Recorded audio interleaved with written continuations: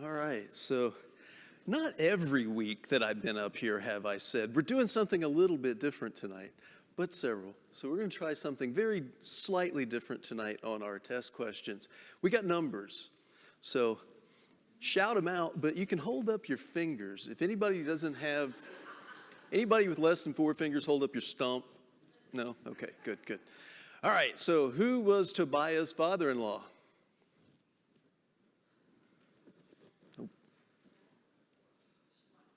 Nope.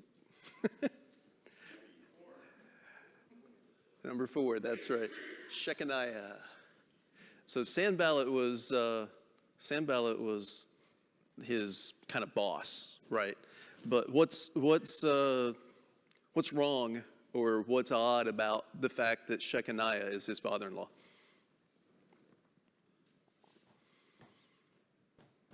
So who's Tobiah? He's what? No. Tobiah is not a priest.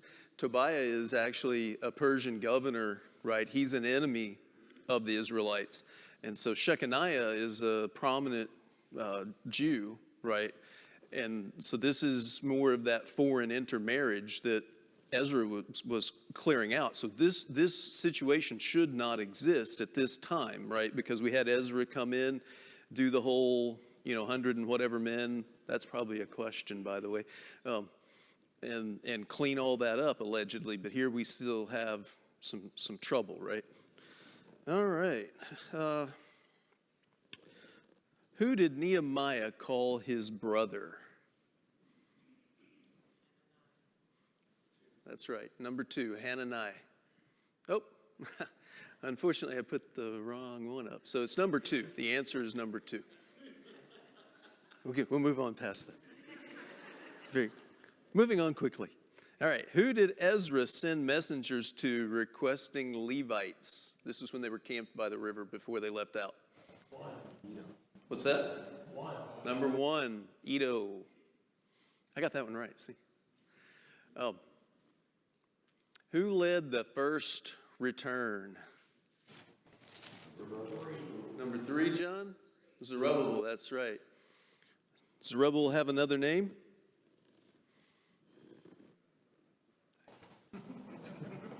Do I hear Sheshbazzar? Anybody? Okay. All right, you're back there in the corner. Good work.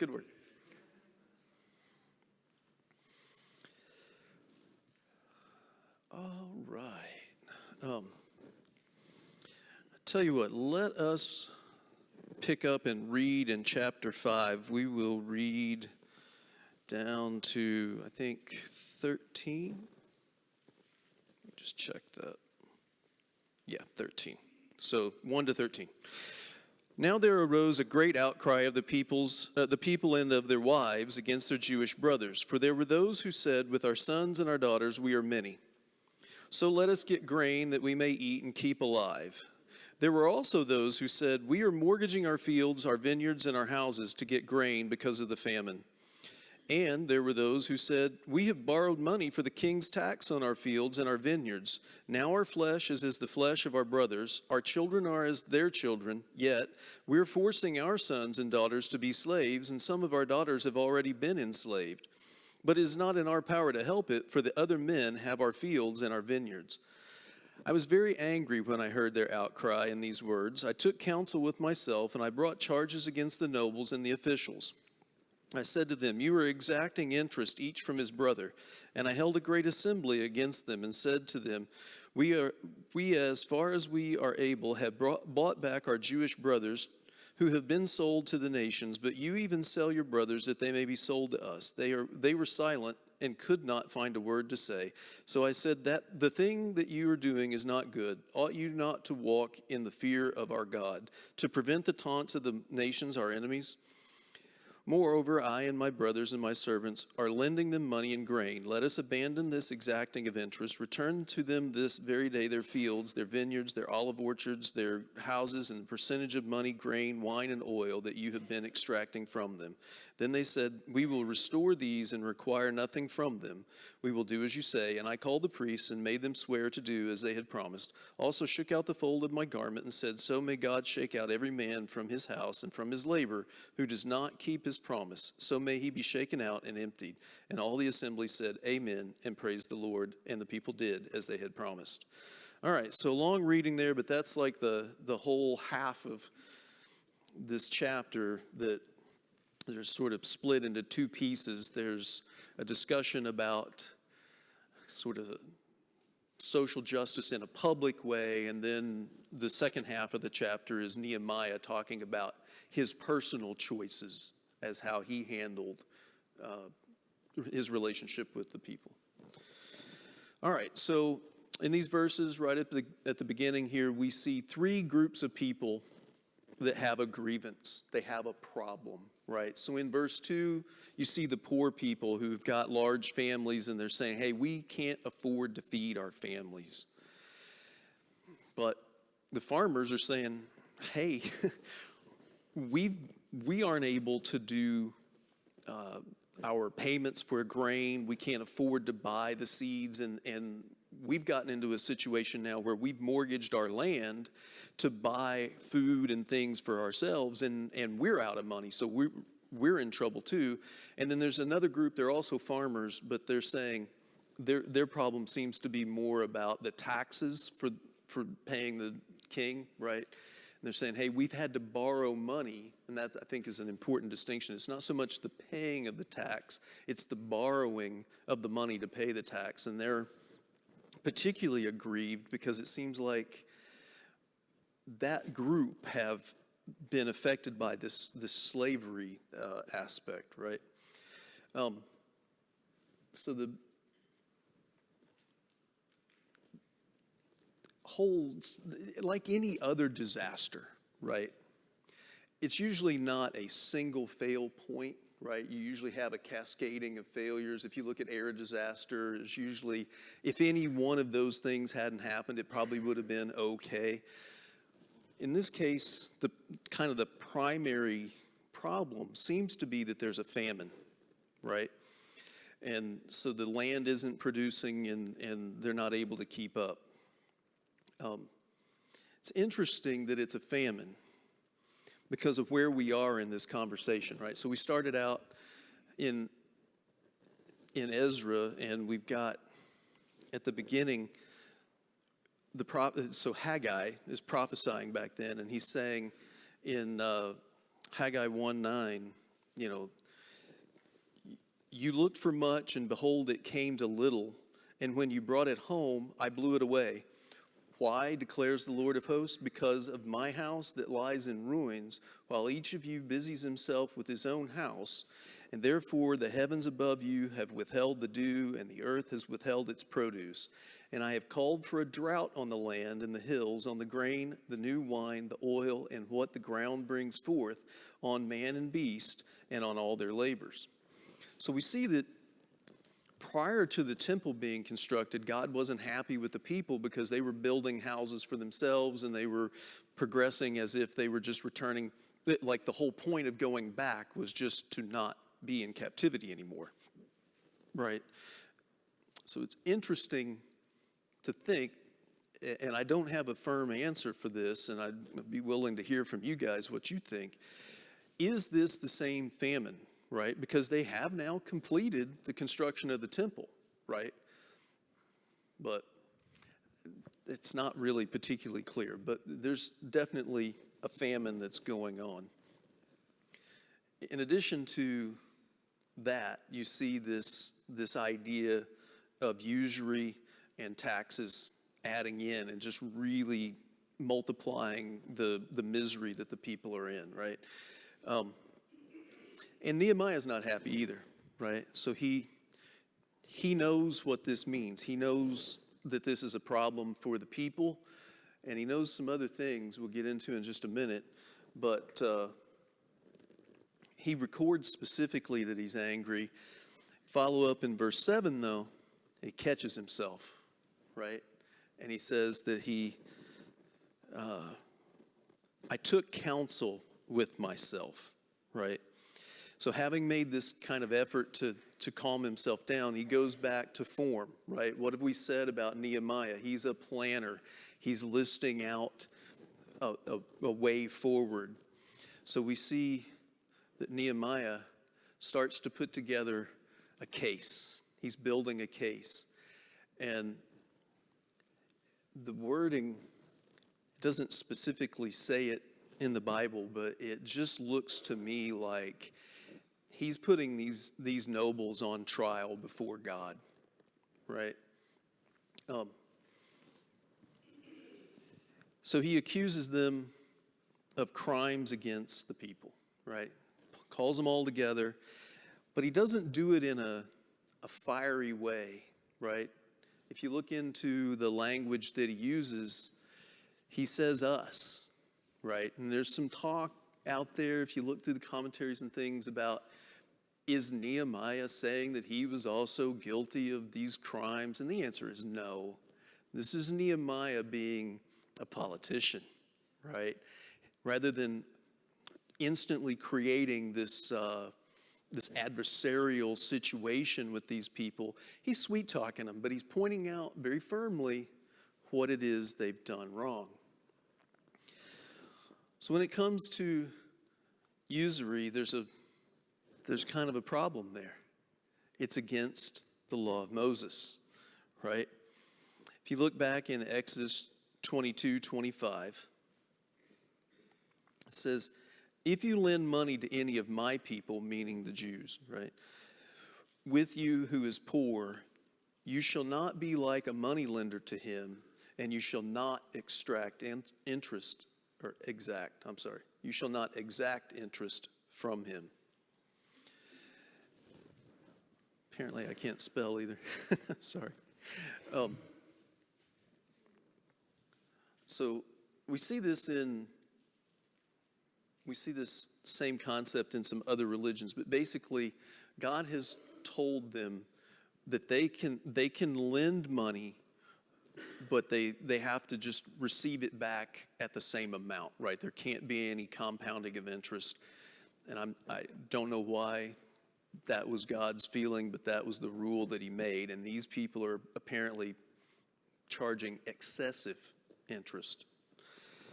And they're also, it's like debtor's prison. Once you can't pay, then they're taking a captive, right? They're taking, instead of just taking the land, they're selling their children. And that's also a problem. If you look at Leviticus 25:39-42, it says, if your brother becomes poor beside you and sells himself to you, right? So obviously some form of indentured servitude's okay, right? But it says, you shall not make him serve as a slave. He shall be with you as a hired worker and as a sojourner. He shall serve with you until the year of the Jubilee, right? Everybody cool with Jubilee? Do we all know what that is? All right. Then he shall go out from you and his children with him and go back to his own clan and return to the possessions of his fathers. For they are my servants who I brought out of the land of Egypt. They shall not be sold as slaves, right? So here Nehemiah has called these noble people together, the rich people, and he's pointed out two incontrovertible facts. You're not supposed to be charging interest, and you're charging them interest. You're not supposed to be selling them as slaves, and what are you doing? You're selling them as slaves. But there's more, okay? So he knows these people, so he kind of ratchets it up a little bit. He shames them, right? Because it seems to be that there was this practice going on that they were selling specifically to foreign slave traders. He says, Nehemiah 5:8, and said to them, "We, as far as we are able, have bought back our Jewish brothers who have been sold to the nations," meaning foreign people. "But you even sell your brothers that they may be sold to us." It says they were silent and could not find a word to say. So what's being explained there is they kind of worked out this idea that if we sell these Jews to these foreign countries, Nehemiah's over there buying the Jews back from the foreign slavers, right? So that's an easy sell to the slaver. Hey, don't worry about it. You can just, flip that one right back over there. Daniel? In the passage you're saying, go back just a couple verses there in Leviticus 25, starting verse 35. "If your brothers become poor and cannot maintain themselves with you, you shall support him as though he were a stranger and sojourner, and he shall live with you. Take no interest from him or profit, but fear your God, that your brother may live beside you. You should not lend him your money at interest, nor give him your food for profit. I am the Lord your God, who brought you out of the land of Egypt." So not only are they doing what they're not supposed to do, they're also not doing what they're supposed to be doing, right? But we're going to see Nehemiah knows that, and Nehemiah is going to set an example in right in that vein, right? What you find out too in this situation is very easy for people to conform to the world. Just like they had intermarried, that wasn't what God wanted. Now they're doing business dealings like God didn't want them to do. And it's very easy after a while for people who are believers in God just conform to the world. Right, so it's kind of like a hardness of your heart, right? It's just easier to keep going that direction. I guess kind of like our understanding of the unpardonable sin. It's not so much that you couldn't be forgiven. It's just that you'll never choose to be forgiven, right? Tracy, did you have your hand up earlier? No? Okay. Did you have anything now that I've put you on the spot? All right. Yes, sir. One other thing too is it's clearly in Leviticus, God's talking about where they came from, which was slavery. Mm-hmm. And so that's their history. And so they should know better. Yeah. He Well, says, where have they literally just come from? Right. A second round of slavery, right? Exactly. And so, I don't know if before I carry on too much, let me see. Yeah, so along that line, when he's kind of shaming them, he points out that what you're doing is making us a mockery among all of these surrounding nations, right? So he kind of appeals to their national pride about this slavery situation, right?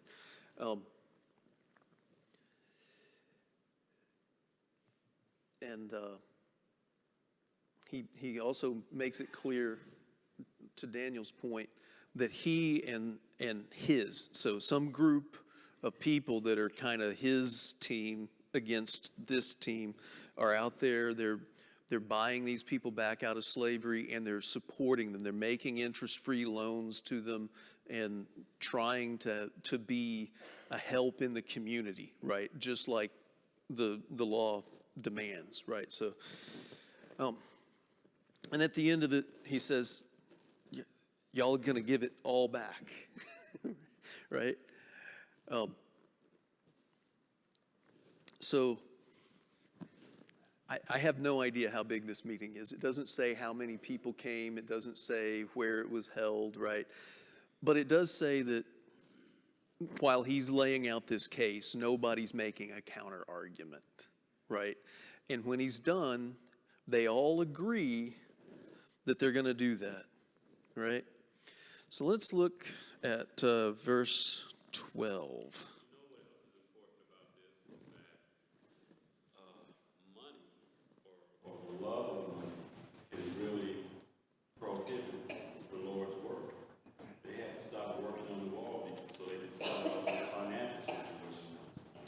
Well, whilst I agree with you, the love of money can be a problem. We're going to talk about stopping on the wall to work out the financial situation.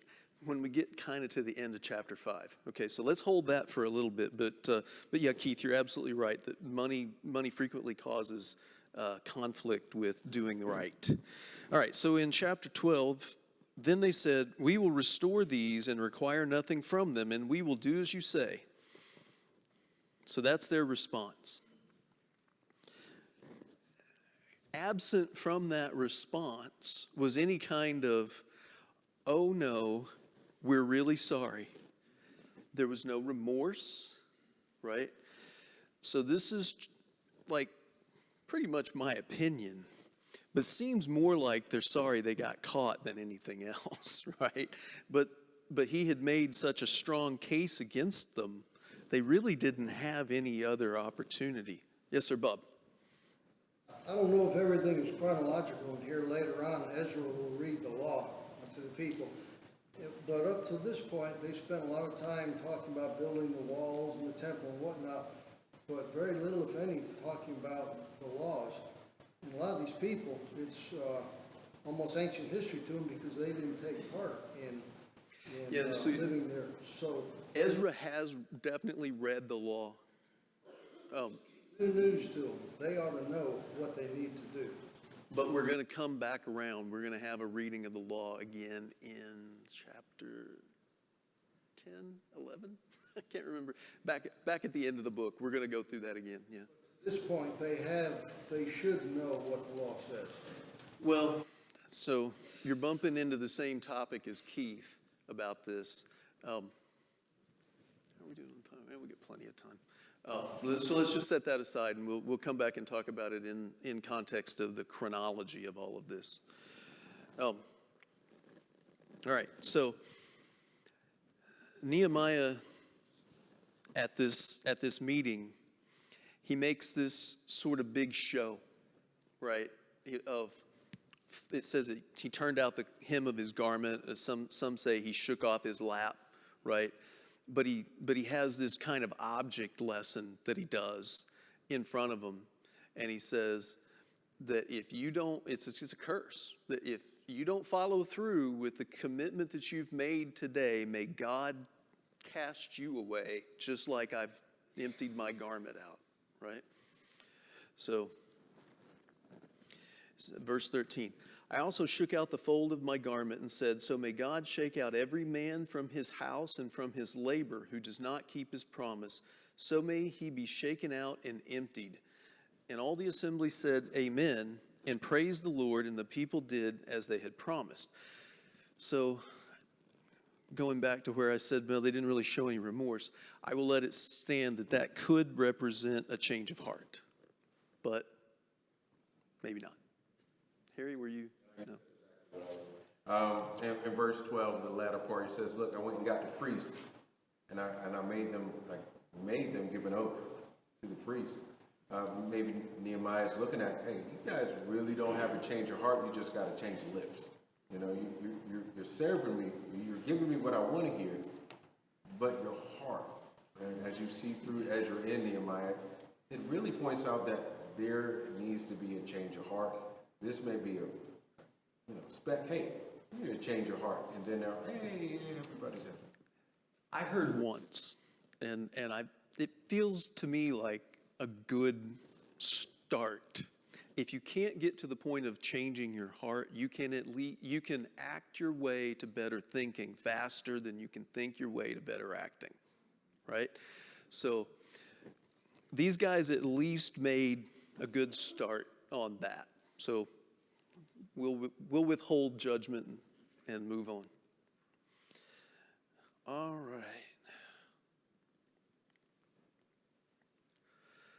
So that closes out the first half of the chapter, which is basically the broad public and how the nobles, the rich folks were dealing with the people. Now back half of the chapter, we're going to talk about Nehemiah is relating to us his own personal choices, how he acted. And the first thing he says is that he didn't, well, in summary, is that he didn't take the governor's salary, right?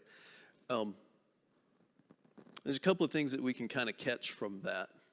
One, he was in fact the governor, right? So up until this point, he had these letters from the king and he was doing these things, but he was the governor, right? So you can see that here. And he was governor for about 12 years. He says basically from the 20th year to the 32nd year of the reign. So that would be something along the lines of 12 years. Nehemiah 2:6. And the king said to me, the queen sitting beside him, how long will you be gone and when will you return? So it pleased the king to send me when I had given him a time. 12 years seems like it'd be a little beyond the time for kind of a sabbatical from your job. But this is where we're at. So he was governor for a period of 12 years. Unlike the people that came before him, though, he says that he didn't tax heavily. Now, an interesting fact, Zerubbabel was the governor before Nehemiah was. So when you go out reading around about this, there's some discussion, and as we like to say now, without evidence, there's a lot of people that give Zerubbabel a pass. Oh no, he was a man of God. So we'll just leave it at that. One of the things that he says, maybe we should reread that. It's been a minute. The former governors who were before me laid heavy burdens on the people and took from them for their daily ration 40 shekels of silver. Now there's a few different translations, or there's some differences in the translations, right? Some of them list out an amount of food and 40 shekels. Some of them just say 40 shekels. So it's not entirely clear as to whether that means that the amount of food was 40 shekels worth of food every day, or if that was food plus silver that was taken away. But the intent, the reason that we're being told that is because it was a large burden on the people, right? It was an extravagant cost for these governors, and Nehemiah rejected that. So, he also points out that he didn't acquire any land while he was governor, right?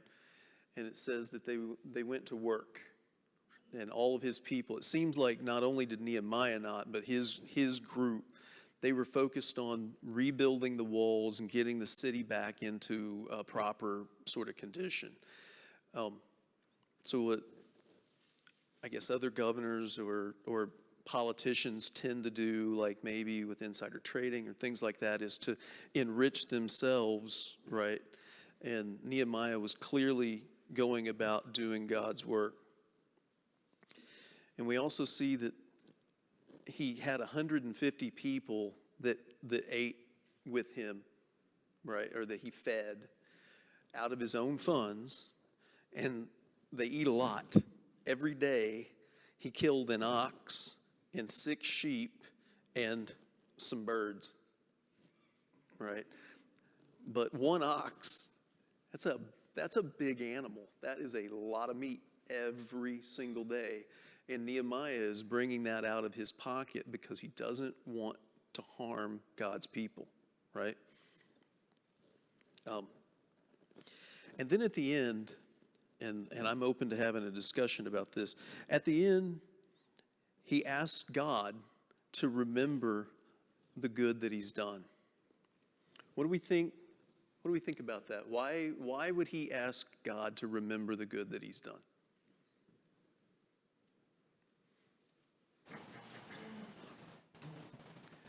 How about this? Is it okay to say, hey, God, I've done a bunch of good things. I hope you'll remember that.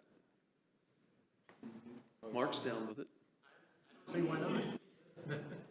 I mean, obviously God will, it's a prayer. It's it's kind of almost, I'm doing everything I can. I hope it's enough. If I need to be doing more, let me know.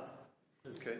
I kind of see that as the way Nehemiah approaches this. Okay, so Mark says Nehemiah is just saying, hey, God, I'm trying hard, right? Mark? Sophie wants to vote. Oh, okay. You're the proxy vote? Okay. Because in chapter 4, Sanballat and Tobiah, they already conspired against him and his work and his people. And so I think it's kind of like, hey, Lord, remember, please remember what I've done for this people.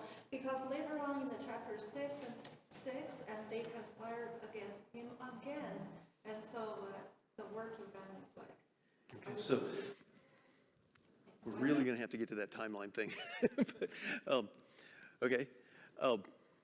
One of the things that I saw as I was reading around, anybody over here have a comment before I go out? Well, it's similar to Hezekiah. Hezekiah did the same thing. What's that? Hezekiah did the same thing when he was about to die. He said, Lord, please remember the good deeds I've done. Elongate my life. Okay. Yeah. So If you're praying that God remember your good deeds, you're not asking that people reward you for the good deed. You're asking God to remember you for the good deeds. That's a personal relationship we have with God. one of the unique things that I saw here was one of the commentators felt like this was actually Nehemiah saying, I only want to be remembered by you. I wasn't playing for the people. I wasn't trying to win their affections. I did this for you. Right? Charles?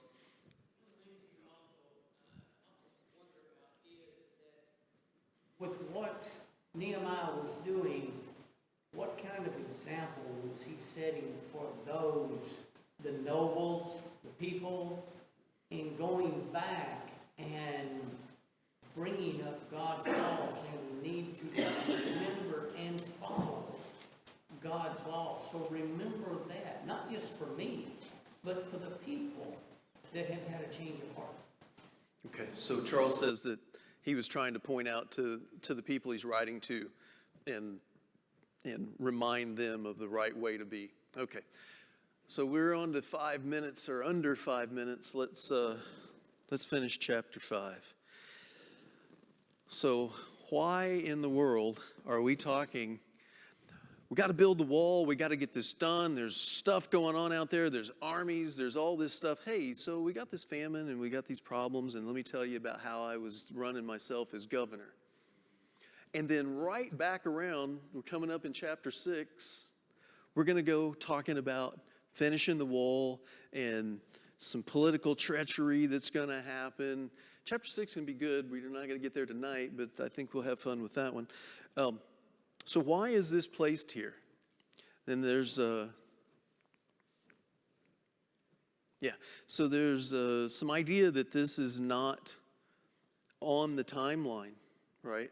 That this is a sort of parenthetical statement, right? And if you look, like we've talked about, verses 1 through 13, there's some people that say, okay, these things were happening while the wall construction was going on. But we're going to find out later that wall construction was only 52 days. So this thing that we're looking at here is like a really deep systemic problem. People have been paying out to the point where they've over-mortgaged and they've had their children sold as slaves. That seems like it would take a while to get to that point, right? So let's put that on the side. And then nobody in this argument that says this is contemporary with wall building, nobody says that the last half of this book, or chapter rather, are contemporary, right? So those were written probably after 432 BC, maybe even 430 BC and later. So based on the fact that the second half of the chapter, without dispute, is a parenthetical statement, and the fact that it took an awful long time, in my opinion, to build up this crisis, I think we can safely assign this whole chapter as an aside. But then that begs the question, if it's not in the timeline, if it's not chronological, Why did he put it here? Anybody want to take a bat at that? In chapter 13, he several times uses the same language you just read, talked about at the very end, where he's asking God to remember him. Okay. And that's, the whole chapter is about reforms that Nehemiah goes through. And my hypothesis then is, it might be a parenthetical, but why would it be there? And if you think about them building a wall under all the duress that they were under, and then just the building a wall itself is a really incredible task. It was probably about how he built unity amongst all the people. So it's just That's a good theory. So Matt says that this might be about enlightening how they managed to succeed and build the wall in 52 days. Also speaks to the point of you can't ask people to do something that you haven't done. Okay. You have to set the example. He set the example. I'm not taking them from the king. I'm providing for them themselves. I can tell you to do this. Why are you not doing it? So lead by example. And you really can't ask people in a volunteer organization to commit more than they're willing to commit. And if they're having that level of pain, they're going to quit, right? I'm going to propose to you that they put this here to be very clear about the type of people that he's dealing with within the children of Israel, right? Because when we come up to chapter 6, we're going to start to see the slimy political backhanded undercutting, right? Mark, you're going to have the last word. What you got?